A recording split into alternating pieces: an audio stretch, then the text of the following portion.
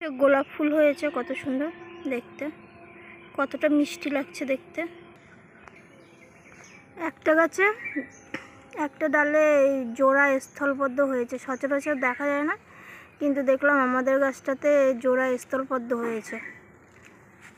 দেখো কত সুন্দর লাগছে দেখতে, ডালটাতে জোড়া পুরো একদম। এই দেখো আমি ধরে আছি, এই পুরো দেখা যাচ্ছে যে জোড়া স্থলপদ্ম হয়েছে গাছে ডালে। এই পেঁপেটা বড় হয়েছে অনেক, পেঁপেটা পারবে মা।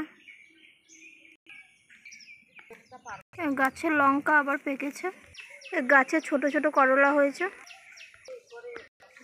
এই কড়িটা হয়েছে ফুটবে স্থলপদ্ম। এই দেখো মা লাল শাকের বীজ ছড়িয়েছিল, এই যে চাষ করেছে মা, যেখানে আলু চাষ করেছিল সেখানে আবার লাল শাক চাষ করে। দেখো কত লাল শাক হয়েছে, ছোট ছোট হয়েছে, এখন আস্তে আস্তে বড় হবে। আমাদের লাল শাক কিনতে হবে না, এখান থেকে আমরা নিয়ে নিয়ে খেতে পারবো, আশেপাশের লোকেও নেবে, আবার আমরাও খেতে পারবো। আর আমাদের বাগানে একটা কিছু হলে আমরা না দিয়ে কাউকে খাই না। পেঁপে গাছটা ছোট, কিন্তু দেখো কত পেঁপে ফুল হয়েছে। আর এটা স্কোয়াশ গাছ, স্কোয়াশ গাছটা বড় হয়েছে, অনেকটা বড় হয়ে গেছে, মাচাতে চলে গেছে স্কোয়াশ গাছটা। মা আম গাছ থেকে আম পড়লো পারবে, মা বলছে ডালটা ভেঙে দেবে। দেখো কত বড় ডালটা ভেঙে দিয়েছে।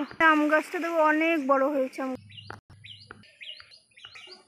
মা এই পেঁপেটাকে পাড়ছে, মা পেরে দিয়েছে পেঁপেটা গাছের থেকে, পেঁপেটা পেরেছে, পেঁপেটা দেখো কত বড় হয়েছে, আবার রঙও হলুদ হয়ে গেছে, পেকে গেছে ভিতরে।